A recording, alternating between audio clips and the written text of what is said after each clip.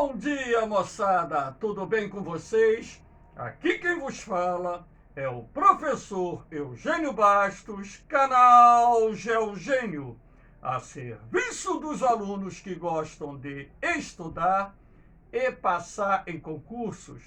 Moçada, vamos fortalecer o canal, se inscrevam no canal, dê aquele like, compartilhe o vídeo e ajude o professor Eugênio Bastos a democratizar o ensino da geografia. Moçada, no nosso encontro de hoje, nós iremos falar sobre circulação atmosférica em escala global. Esse assunto, ele apareceu na prova da SpaceX, tem aparecido em alguns vestibulares do Brasil e nós iremos falar sobre a circulação atmosférica global, que é um tema que está inserido dentro do contexto da climatologia. Espero que vocês gostem do nosso encontro e qualquer dúvida que porventura apareça, lá na parte dos comentários, faça a sua pergunta que eu terei a máxima satisfação de respondê-la. Valeu, moçada? Então vamos lá ao nosso encontro. Aqui eu coloquei a Terra planificada para que eu pudesse sintetizar o mecanismo de circulação atmosférica global. Lembrando que o vento é o ar em movimento e que existem ventos nos diferentes níveis da atmosfera. Quem já soltou balão na vida, coisa que não se deve fazer, ou já viu um balão no céu, já deve ter percebido que numa determinada altura ele vai numa direção, numa outra altura ele vai numa outra direção, porque na medida em que ele sobe, ele vai estar, vamos dizer assim, navegando em níveis atmosféricos onde os ventos sopram em diferentes direções, razão pela qual é preciso que vocês tenham essa noção em mente. O que eu estou representando aqui, através da planificação da Terra, é um esquema bem simples que vocês, acredito eu, entenderão com facilidade. Esse traço preto aqui representa a linha do Equador. Esse traço de cá, o Trópico de Capricórnio. Esse traço de cá, o Trópico de Câncer. Esse traço aqui, o Círculo Polar Antártico. Esse traço aqui, o Círculo Polar Ártico. E as extremidades representam os polos Sul e Norte. Então, eu coloquei esse esquema da Terra planificada, que eu gosto muito de utilizar isso em sala de aula, e os alunos, de fato, entendem com facilidade, para mostrar a vocês o seguinte, que das imediações dos trópicos em direção à linha do Equador, nós temos os ventos alísios. No hemisfério sul, os ventos alísios de sudeste. No hemisfério norte, os ventos alísios de nordeste. Então, na medida em que os ventos alísios se aproximam da zona equatorial da Terra, uma região mais aquecida pelos raios solares, esses ventos vão subindo. Então, esse ar quente e úmido, transportado pelos ventos alísios, na medida que sobem nas imediações da linha do Equador, vai se condensando, porque ele vai se resfriando.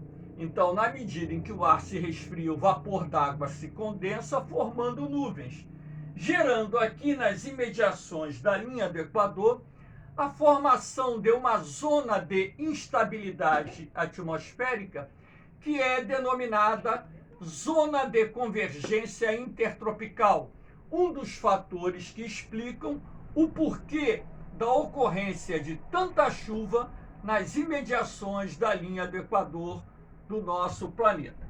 Então, esses ventos quentes e úmidos, que, levados pelas correntes ascendentes, subiram nas imediações da linha do Equador, eles vão se resfriar, até mesmo porque, na medida em que o ar quente e úmido sobe, ele se resfria. Numa aula onde eu falo sobre os fatores climáticos, eu digo que para cada 180 a 200 metros que subimos nas imediações da linha do Equador, a temperatura cai em média 1 grau. Então, esse vento que se resfriou nas imediações da linha do Equador, ele vai soprar no sentido inverso dos ventos alísios aqui, ó. Então, aqui você vai ter um centro de baixa pressão atmosférica nas imediações da linha do Equador, e esses ventos, né, de altitude, eles vão soprar em direção aos trópicos de Capricórnio e Câncer. Como esse ar frio é relativamente seco, ele vai descer aqui nas imediações dos trópicos, ou seja, entre os trópicos e mais ou menos os paralelos 30 graus norte e sul, gerando uma corrente de ar subsidente. Então, essa subsidência do ar vai dar origem a um centro de alta pressão atmosférica, ou seja, há vários centros de alta pressão atmosférica que estarão presentes nas imediações dos trópicos, ou seja, entre os trópicos e os paralelos 30 graus norte e 30 graus sul.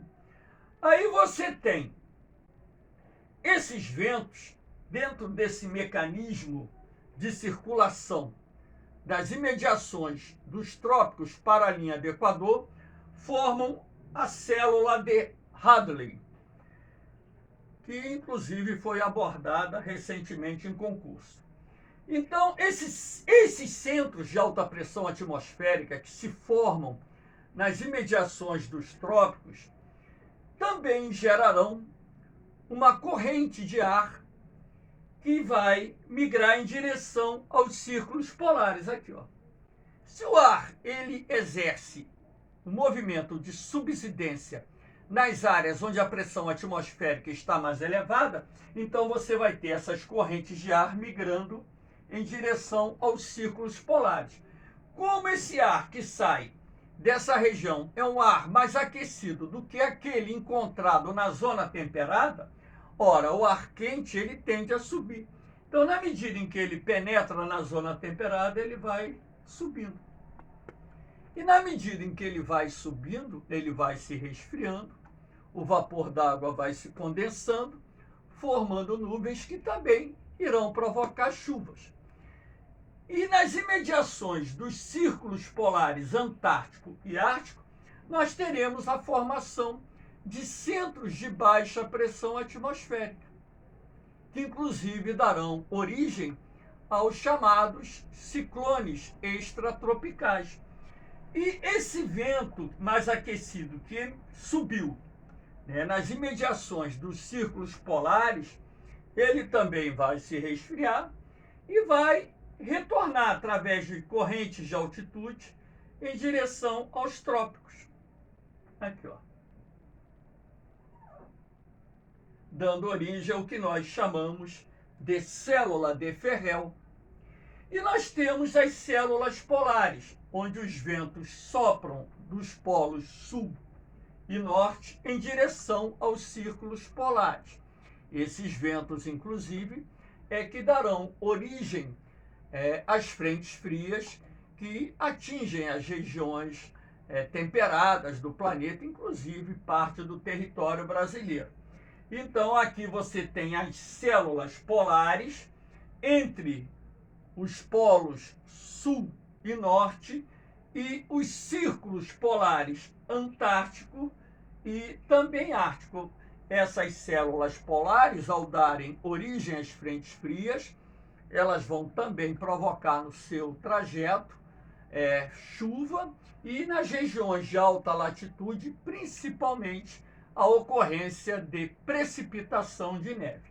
Então, esse é o esquema simplificado para demonstrar a vocês a circulação atmosférica através dessas três células centrais, que são consideradas as mais importantes células de circulação do ar atmosférico existentes em nosso planeta. Aqui nós temos, para que vocês possam entender o porquê de tanta chuva na zona equatorial da Terra, uma outra representação da célula de Hadley. Aqui, ó, os ventos migrando das imediações dos paralelos norte e sul em direção à linha do Equador, os ventos alísios. Como essa região aqui é mais aquecida, esses ventos, na medida que se aproximam da zona equatorial da Terra, eles são levados pelas correntes ascendentes. O ar quente e úmido, ao se resfriar, irá se condensar, formando nuvens, e estas nuvens, quando atingem o ponto de saturação, irão provocar chuvas aqui nas imediações da linha do Equador. É por isso que a zona equatorial do nosso planeta é uma região de instabilidade atmosférica, porque lá se encontra a zona de convergência intertropical ou frente intertropical, uma zona de instabilidade atmosférica que é um dos fatores que explicam o porquê da ocorrência de tanta chuva nas imediações da linha do Equador. Repare que aqui esse ar quente e úmido que ascendeu nas imediações da linha do Equador, ele perde umidade e vai descer frio e seco nas imediações dos paralelos 30 graus norte e sul, criando ali uma zona de subsidência do ar que dará origem a centros de alta pressão atmosférica que irão inibir a formação de nuvens de chuva, e por isso é que encontramos boa parte dos desertos existentes em nosso planeta entre os trópicos e os paralelos 30 graus norte e sul. Ok? Então aqui uma outra imagem para mostrar a vocês a zona de convergência intertropical. Essa mancha branca aqui é uma mancha de nuvens. Repare que essa mancha ela se encontra nas imediações da linha do Equador. Então, durante todo o ano, você pode ver a presença da ZCIT, a Zona de Convergência Intertropical, cuja posição se altera um pouquinho no transcurso das estações do ano, ou seja, quando chega o verão no hemisfério norte, a ZCIT sobe para o norte da América do Sul, e quando chega o verão no hemisfério sul, a ZCIT desce até as imediações do litoral setentrional do Nordeste. Então a posição dela fica ali nas imediações da linha do Equador, sendo esta responsável por boa parte das chuvas que acontecem na região equatorial do planeta. Aqui nós temos uma célula convectiva, uma nuvem do tipo cúmulos nimbus. Esse tipo de nuvem é que provoca chuvas torrenciais acompanhadas de descargas elétricas e rajadas de vento, que são muito comuns no entorno do Equador terrestre ao longo do ano, e no verão nas demais regiões tropicais e também nas regiões temperadas do planeta. Esse tipo de nuvem é a maior nuvem que existe da atmosfera da Terra e é aquela que causa chuvas mais pesadas, que podem causar também transtornos, inundações, né? Enfim, prejuízos para a agricultura e por aí vai. Aqui nós temos essa imagem cuja ideia é mostrar a vocês a localização das zonas desérticas ou, por exemplo, das principais zonas desérticas do planeta, através da compreensão da circulação da célula de Hadley. Eu não disse a vocês que o ar quente úmido emerge nas imediações da linha do Equador e esse ar quente úmido perde umidade nas imediações da linha do Equador em função das chuvas que irão ocorrer naquela área e esse ar quente úmido irá descer, perder umidade, irá descer frio e seco nas imediações dos trópicos, gerando uma zona de subsidência, um centro de alta pressão Claro que esse ar frio não chega aqui embaixo, mas ele comprime o ar quente aqui na superfície. Repare aqui, ó, o Trópico de Câncer e aqui embaixo o Trópico de Capricórnio. Fica aqui, ó, deserto do Saara, deserto da Arábia, Rubi Al-Khali na Arábia Saudita, deserto do Irã, deserto de Char entre Índia e Paquistão, e por aí vai.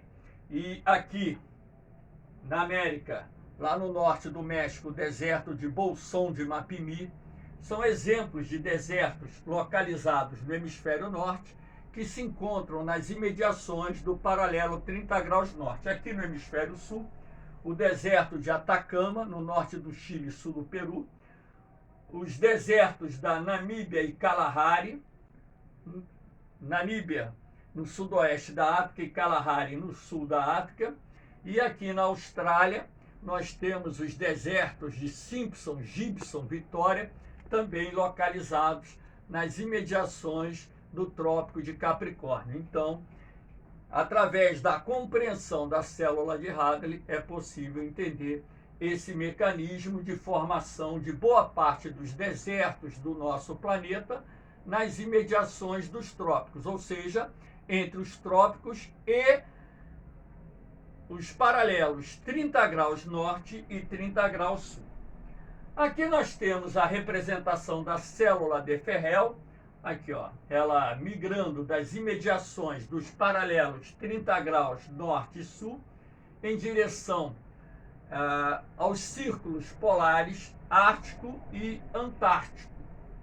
Então, a célula de Ferrel, como eu disse, ela migra de uma área mais aquecida para a zona temperada do planeta, e como esse ar quente, ao entrar na zona temperada, ele vai subindo, e ao subir ele se resfria, o vapor d'água se condensa, formando nuvens que também irão provocar chuvas no entorno da zona temperada, numa área onde é comum o encontro desse ar quente proveniente das imediações dos trópicos com as massas polares provenientes do Ártico e da Antártica. E aqui em cima nós temos a célula polar, vamos mostrar ela aqui, a célula polar, onde os ventos migram do Polo Norte e do Polo Sul em direção aos círculos polares Ártico e Antártico. Esses ventos que partem das regiões polares, eles acabam dando origem às frentes frias que passam por países do hemisfério norte e também por países do hemisfério sul. Principalmente essas frentes frias atingem as zonas polares, frias e temperadas do planeta, causando, além da queda da temperatura, a precipitação de neve, a ocorrência de chuvas e até mesmo esse ar gelado, causando o fenômeno ou a precipitação indireta da geada. Então, essas são as três células centrais de circulação do ar atmosférico em nosso planeta. Mas existe uma quarta célula, que é a célula de Walker. Essa célula é uma célula diferente, porque os ventos, nesse caso, sopram em diferentes níveis da atmosfera. Então, por exemplo, por que isso acontece? Por causa da diferença de aquecimento entre os oceanos e os continentes. Então, a célula de Walker, ela atua na zona intertropical do planeta, tanto no hemisfério norte como também no hemisfério sul. Em condições normais, o que você vai ter? Os ventos em baixos níveis soprando do Pacífico Oriental para o Pacífico Ocidental. Então, esses ventos, ao serem aquecidos, vão subir, vão provocar nuvens de chuva nessa área aqui e vão, através das correntes de ar em níveis mais altos, retornar aqui, ó, formando essa circulação aqui. Isso em condições normais. Porém, há épocas, cíclicas em que a direção desse vento muda. Então ele passa a soprar em baixos níveis do Pacífico Ocidental para o Pacífico Oriental, e você tem alteração do mecanismo de circulação aqui, ó. Esse vento quente e úmido que sopra aqui, ele vai subindo. Ao subir, ele vai formar nuvens de chuva que vão provocar aquelas chuvas nessa região, e na medida em que esse vento ele se resfria e perde umidade, ele volta para a sua área de origem, formando essa célula de circulação atmosférica. Então a célula de Walker, inclusive, ela está direta e indiretamente ligada aos fenômenos do El Niño e da Laninha. Por quê? É justamente esse aquecimento diferencial entre os oceanos e continentes que vão provocar a ocorrência desses ventos, esse sistema de circulação de ar. Então, de tempos em tempos, você tem uma alteração do mecanismo. Então, a situação de normalidade, que são os ventos soprando do Pacífico Oriental para o Ocidental, é alterada. E essa alteração se deve à mudança da pressão atmosférica, porque o vento sempre sopra da maior para a menor pressão.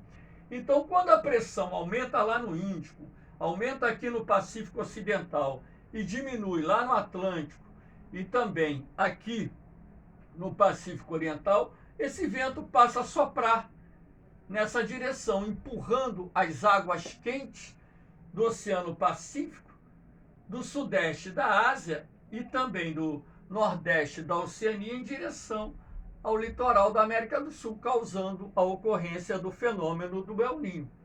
E quando a pressão fica mais alta no Atlântico e ela diminui aqui no Pacífico Ocidental, então esses ventos passam a soprar mais fortemente de leste para oeste, gerando essa circulação, empurrando as águas mornas do Pacífico para a porção central e ocidental dele, e permitindo que as águas geladas da corrente de Humboldt cheguem na zona do Equador. Aí vai gerar o fenômeno da Laninha, que está ocorrendo nesse exato momento no mundo.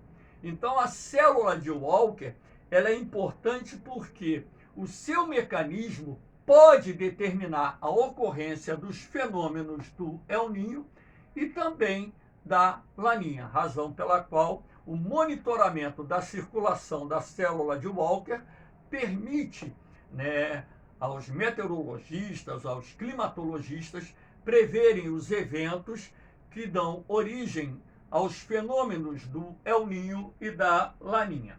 Aqui você tem esse desenho que eu fiz para mostrar a vocês o mecanismo de circulação da célula de Walker em situação normal.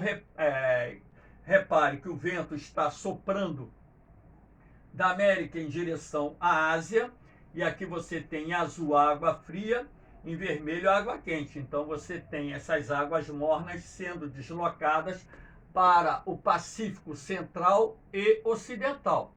E de tempos em tempos você tem a mudança desse mecanismo de circulação da célula de Walker. Então os ventos de baixos níveis passam a soprar da Ásia para a América, empurrando essa água quente em direção ao continente americano. Aqui você tem a representação das nuvens de chuva para mostrar que esse mecanismo de circulação do ar atmosférico, direta e indiretamente, está ligado à distribuição das chuvas que ocorrem no Pacífico Ocidental, no Pacífico Central e no Pacífico Oriental. Não coloquei aqui a neutralidade, porque quando tem a neutralidade, essas nuvens de chuva ficam aqui na porção central do Oceano Pacífico. Então, através desse desenho, é possível vocês perceberem de que forma nós temos a influência da célula de Walker na formação dos fenômenos do El Niño e também da Laninha. E aqui, para encerrar o nosso encontro, as duas imagens representando aqui o fenômeno do El Niño. Repare a tonalidade avermelhada, que representa as águas mornas, que os ventos de oeste trouxeram para a costa americana. Eu tenho uma aula gravada sobre El Niño, aliás, tem uma falando do El Niño e da Laninha, e tem uma outra aula falando só da Laninha, porque a Laninha se formou esse ano, e em cima disso eu gravei há coisa de 2, 3 meses atrás uma aula específica sobre a Laninha. E na outra imagem aqui, a Terra, como está nesse exato momento, é submetida ao fenômeno da Laninha. Essa faixa azul são as águas frias, né, que estão nas imediações da linha do Equador. Então, para encerrar o nosso encontro, nada melhor do que essa belíssima imagem mostrando a Terra em duas situações climáticas sazonais que estão vinculadas aos fenômenos do El Niño e da Laninha. Moçada, aqui mais uma vez eu estou deixando aqui os meus grupos lá do Facebook, onde eu disponibilizo meus materiais 0800, estão sendo inclusive atualizados. Já tem um grupo aqui que está recebendo esse material atualizado em PDF, e brevemente eu colocarei nos demais grupos, porque eu estou atualizando e colocando em um grupo para depois disponibilizar nos demais. Então aqui nós temos o grupo da ESA, 2 grupos da SpaceX, um grupo para o Colégio Naval e um grupo para o vestibular. Grupos estes que contam com meus materiais, meus módulos, que fazem parte do meu material. E nesses módulos, além do conteúdo explicativo, vem os exercícios de fixação. Além disso, eu coloco bancos de questões e as provas comentadas para dar a vocês condições para terem uma boa preparação e, com isso, conseguirem obter o resultado esperado no concurso. Valeu, moçada! Meu objetivo aqui, único e exclusivo, é ajudar vocês. Não há objetivo financeiro nenhum. Todos esses materiais são disponibilizados graciosamente, ou seja, 0800. Valeu? Agora dá uma forcinha pro mestre, né? Ajude aí a divulgar o canal, compartilhar o vídeo, enfim. Fazer a minha propaganda. Eu estou no final de carreira, 40 anos de magistério.